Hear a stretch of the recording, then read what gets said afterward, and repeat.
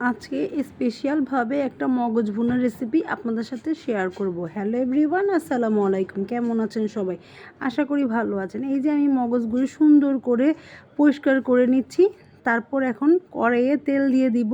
তেল দিয়ে এখানে পেঁয়াজ কুচি দিয়ে পেঁয়াজটা ভালো মতন লাল করে তার মধ্যে মশলা দিয়ে দেব। আর এখানে আমার একটা সিক্রেট মশলা আছে, যে সব রকমের মশলা দিয়ে একটা মশলা তৈরি করা হয়েছে।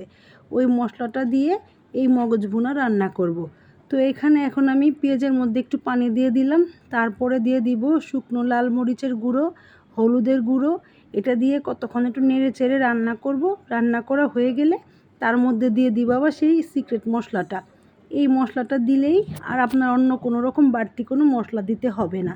এই মশলা দিয়ে সুন্দরভাবে একটু পানি দিয়ে সুন্দর মতন কষিয়ে ভালো মতন, আর এইখানে আরেক পাশে আমি মগজটাকে সুন্দর করে একটু পানি দিয়ে চটকিয়ে নিয়েছি, যাতে তাড়াতাড়ি মগজটা সিদ্ধ হয়ে যায়। তাই এখানে আমি মগজটা এই যে দিয়ে দিলাম, দিয়ে এখন ভালো করে নাড়াচাড়া করে অপেক্ষা করব কিছুক্ষণ কষানোর পরে এই যে